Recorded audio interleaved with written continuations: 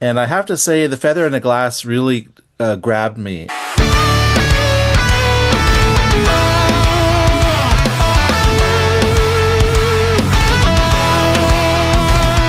And I've still got it in my mind that melody. It's a very powerful melody. I'm interested now how you guys got into to form your group called Asymmetric Universe. Why did you decide to form this group together, and why are you instrumental? Like, what was the thought behind getting your group together here? Asymmetric Universe actually started as my solo project. I did a couple of demos really like 10 years ago.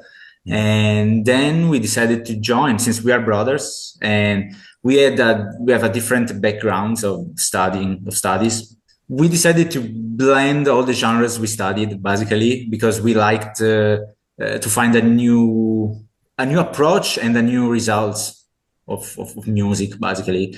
And so actually I was more into metal at first. And so actually the base of the project is metal, prog and djent, that kind of metal. And then we decided to blend the other genres that we studied, like funk, jazz, and a bit of electronic, actually, a lot in some songs. That's basically the story at the beginning of Asymmetric Universe. Do you ever feel like, oh, we should get a vocalist and get us going like that, or are you really happy with what's happening instrumentally? But it would be great to have someday a vocalist, but just as a guest, since we think that voice is just an instrument like the others. And but words, they are important because they are also timbre. They are also color. When you are saying something the way you are saying it, like screaming, growling, or clean voice, it's a color, a different color. So we think that we could use voice someday when we will need something like that, and certainly surely we will need that sooner or later, and also because I mean sometimes I find myself to write some lyrics, and I've never written something to be synced, so it could be curious, something curious to do. Yeah, so you had a guest musician. You had Richard Henschel from Haken. We are under the same label, first of all, and it happened to we played as an opening act last year in Milano for them, just for one show, and it went great. I mean, they liked us. We managed to chat with them, and so actually it was cool since they're actually cool people too, besides being great musicians. Then we decided that we wanted a couple of guest solos, and one of them should have been by Richard because we liked his style. And actually, in that song, that section was really perfect. He was really perfect in that section of the song, of Coquelicot. So we asked him, and actually he said immediately okay. It was okay. He liked the song, so it happened really quickly. And he sent us the solo, and that was done.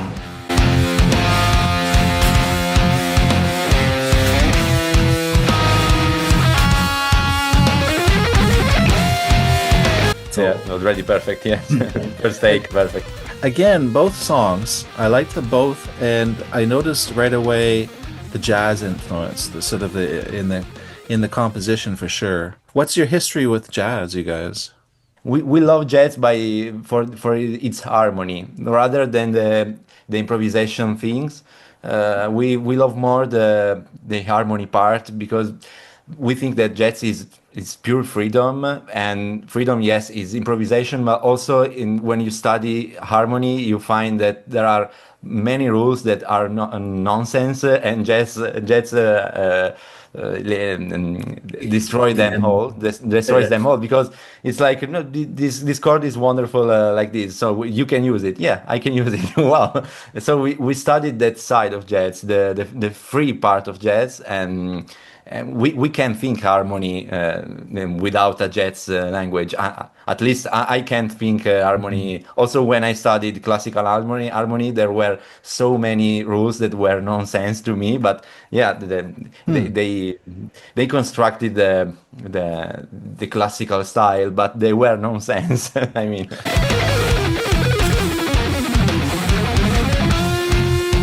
Dream Theater for sure. Then Meshuggah and Animals as Leaders, Periphery. That's the heavy side in this case. And then for me, like Jets, it's like Alan Osworth, John Coltrane, Pat Metheny, and Jacob Collier on some certain sides for also Asymmetric Universe. Yeah, I would say the same influences, but on the jet side, I studied a lot Bill Evans, all the harmony of Bill Evans, how he constructed all his voicing, sorry, and you can find actually his voicings in our songs, so in the piano parts. So for me, Bill Evans is jazz, he's the jazz. Yeah, for metal, I would say the same bands too. Yeah, Tesseract too, I love them. Yeah, I love them a lot. Yes. In this album, actually, we started with more clear ideas. So we started directly with the starting idea was already blend with different influences. So the approach changed a lot from the first EP, and we feel definitely more sure and secure of what we do, and more mature. Well, we work with Edoardo Giuliani, which is who is our video maker. At least he's the man who follows us in all these things. Also during the tour, he was behind the camera all the time. We send him the song. He listens to it and then says, okay, we could do it like that. Okay, and then we say, okay, maybe that's too much for the budget, but less, please. But yeah, we find very well with him because he always managed to understand what we need behind with the song. So all the locations, he finds all the locations. So yeah, usually it takes a month to manage to organize a video. Yeah, something like that. So a lot of work goes into making the video, doesn't it? Yeah. Also, for example, for Coquelicot, since it means poppy flower in English, poppy. We decided to find some of them around us.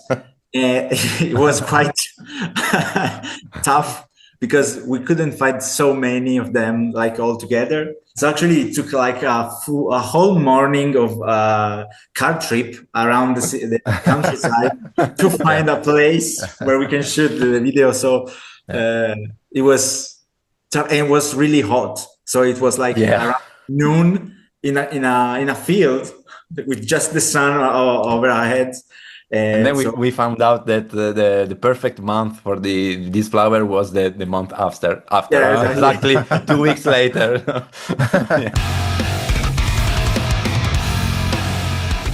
Guitars and bass, we tracked them in our home studios, and then we tracked at Anima recording studio. That's a studio here in Italy. We tracked the strings and winds there, and then we tracked drums. Most of the album at the Middle Farm Studios in the UK. It's a legendary studio where they tracked like Architects, Tesseract, and Periphery, I guess, also. And we managed to have Nolly Adam Getgood for engineering the drums. For the session, so it was great. It was fun, and the results are great. We are so happy with that. Okay, we contacted an artist here in Italy. She was very happy to work with us, and we sent her all the album and didn't say her anything. Just do what you think, and he works with I don't know how to say in English, but it's an ink using colored ink on paper, Yeah. and more like a comic, but not like that. A way, a middle way between water. How do you say? Acquarelli. And water, It's difficult. I mean, it's a particular technique where we find her. She was perfect because we needed something like that. So we sent her the album and we didn't say her anything. Um, and she sent us some demos, but they were already great, and we said okay, perfect. Also for the singles, she did the covers for all the singles from this album, and so we had some stable people in our team. team during this album. We managed to have all the time the same people, which was very cool. Yeah. As a band, as Asymmetric Universe, we played together on a show, probably like less than 20 gigs, but we found ourselves really comfortable when we have a session drummer live, Gabriele Bullita, and he's really good, and we find we feel like a real band live playing together. So we managed to tour Europe with Neoblivis Caris and Persephone 2 years ago. And then we played at the Djent festival in UK. We found a way for playing these records live because we were forced to use backing tracks, like using sequences of the other instruments, because for now it's too complex to bring all the elements live, like strings and winds. But yes, we found our way to play these things, and we feel quite comfortable now. So we can't wait to play live. I would say that the aim of Asymmetric Universe is playing live. We think that the aim of every band should be playing live, I think, for me. So yeah, we can't wait to play live, yes.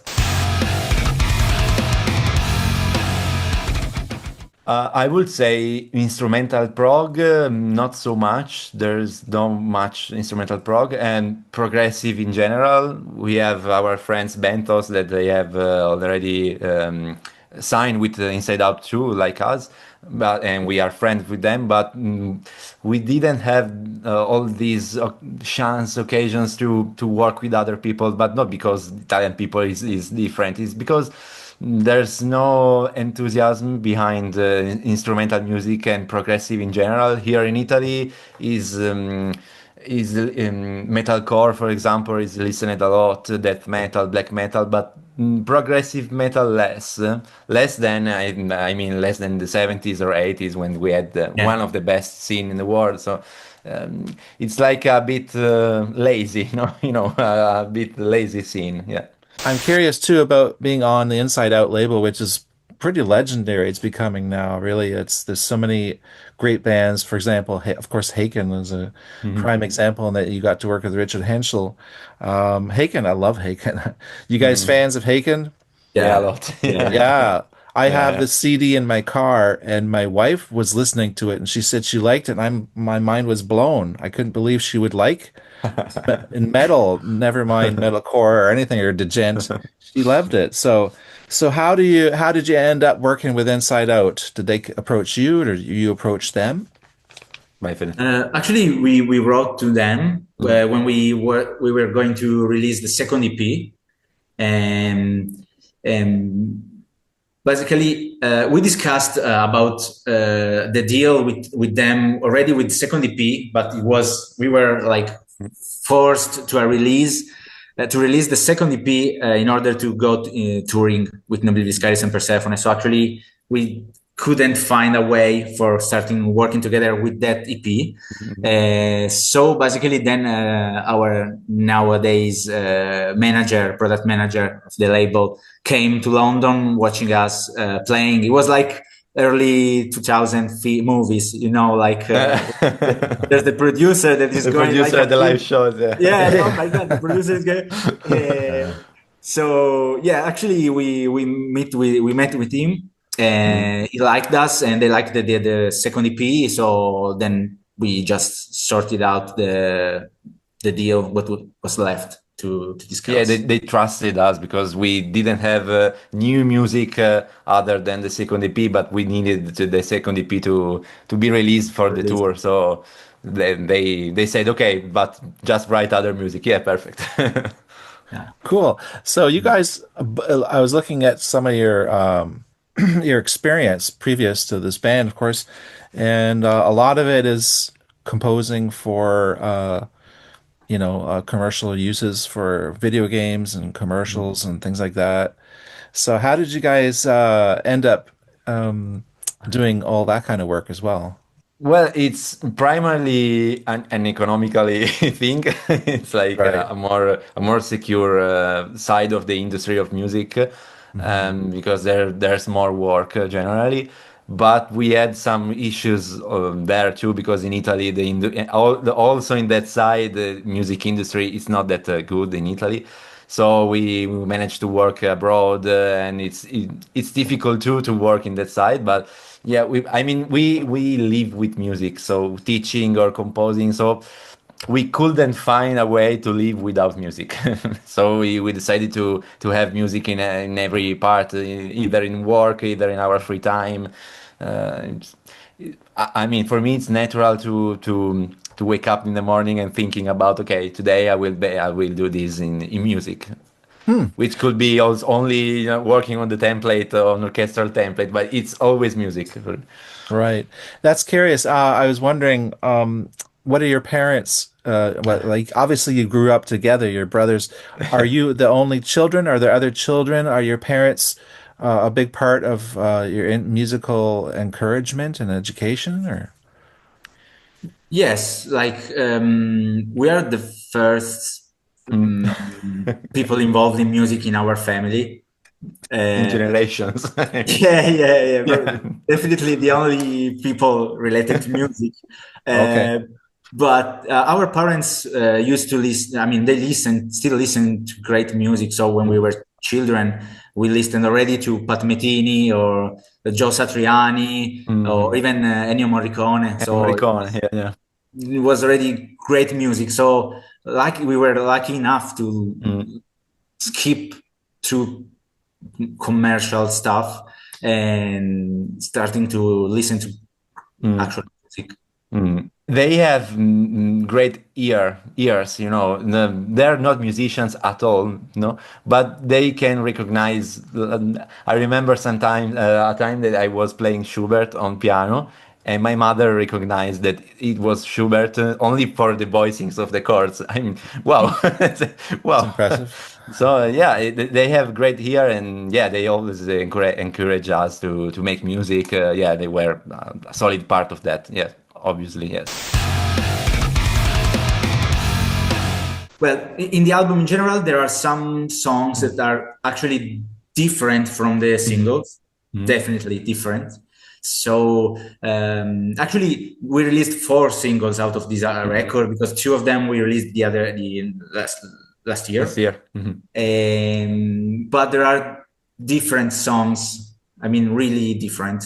Yeah, you Uh, can still hear something of old Asymmetric Universe yeah, style. It's a transition album to something different. There are yeah. clearly some songs that are more similar to The Sun Will Disappear, the second EP, and new music like Feather on a Glass. It's completely different from the previous. We have also a song with no drums. So Ah, well, it's true. so there are there are quite a few things that are Mm-mm. unique, I think, in a prog album. I think the only rule is that music must be understandable. And you must write music that it's not only for yourself but for the others, not because of the feedback, but because I mean, when you talk to someone, you are speaking to someone to get understood. But if you write something that cannot be understood, then I mean, that music is not that good. It could be cool when you study it, and for example, like for a week when you study a piece, you can find out that it's wonderful. But when music, when it takes too much time to like the music, maybe it's too hard to be understood. So the only rule for me is make it more understandable possible. Not simple, but understandable. With this record, we really forced ourselves to write songs. So it's not like weird stream of consciousness, like maybe in early fusion, or but they are songs because there's a structure, and there's a verse and a chorus, and that repeats, and then there's the bridge, then a solo, but mainly they are actually songs. So yeah, that's the rule. Yeah. Asymmetric Universe. So you got your new album coming out. How did you pick your name, by the way? It's a long story. But Fede. Actually, I found it Googling, like searching for cool names. And then I found out Asymmetric Universe. It's a physics theory, really complex. I actually can't understand fully the theory, but it was cool because it talks about the unidirectional way of the universe. It's asymmetric because there's a past and a future, and they are different. And in some way, they are not a fully half of a whole. It's like the future is different, so it's asymmetric. It's not just a perfect match with the past, something like that. It was quite interesting. Then Nico, it's more into philosophy. There was a story where a donkey at the middle of the scene. I studied philosophy in my life, so when I studied it, I said, Fede, okay, this could be also related to this asymmetric universe, where a donkey at the middle of a scene, the perfect middle of a scene, can't decide what to eat if the food is put at the same distance, either on the left on the right, because he is at the center of the scene. But actually the universe is asymmetric because the donkey is not symmetrical because he has a heart on its left, and other organs of his body and other parts of his body. So if you split perfectly in two halves the scene, it would be asymmetric because the life itself is not symmetric. So nothing is symmetric in life. Huh. Interesting. Yeah.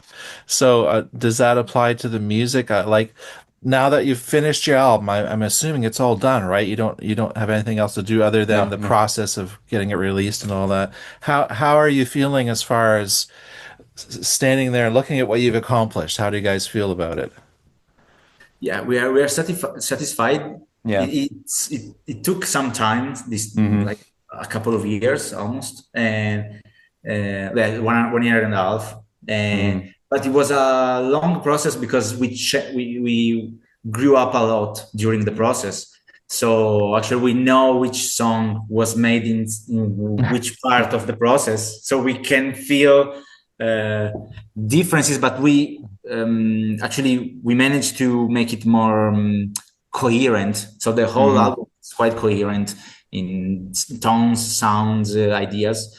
But we know which song took still so many time to do that, and which one it was really quickly to be written. But yes, we are satisfied with the final production. Yeah.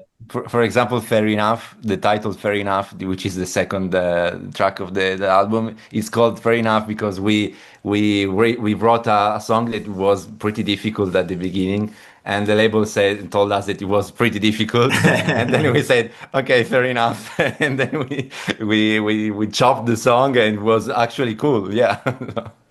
Yeah, actually the riff is quite complex, still quite complex, but the form of the song is pretty it's much simpler than the previous one. Yeah. Cool. So mentally speaking, now that it's done, are you already thinking about the next album, or are you just still focused on this album, wrapping things up? Well, we're working on promoting it, and we can't wait to play it live. But we already know could we what could have been done with this album. Like, okay, maybe next album we could do this because maybe we like this side of things, or maybe we feel like we grew up already from the final session of the production. So yeah, we starting to think about what's next. Yeah. And each of you, which is your favorite track of the album now? Uh, I think Feather on a Glass. For me, fair enough. Fair enough, yeah. Okay, cool. Well, I look forward to hearing the whole album now Yeah. and digging into some of the past music you've done as well, because I haven't heard that yet, and I'm looking forward to hearing that. I appreciate your time, guys, and it was nice to meet you, Nico and Fedo, and all the best. I wish so much success for you guys. I think it's great what you're doing, and I'm really grateful that Inside Out is supporting you because that's going to give you a big boost, I'm sure, and as well sharing your music on to my viewers and my channel. Everyone check out the websites. I'll have the links below to check out asymmetricuniverse.com and things like that, and make sure you support the band. Yeah. All right, so we'll sign off then, and we'll keep in touch, and I'll be Sure. watching with great interest what you're doing. Thank you. Thank you so Okay, much. Dean. see you later. See you soon. Bye. Okay, Bye. Bye. Bye. bye. Bye.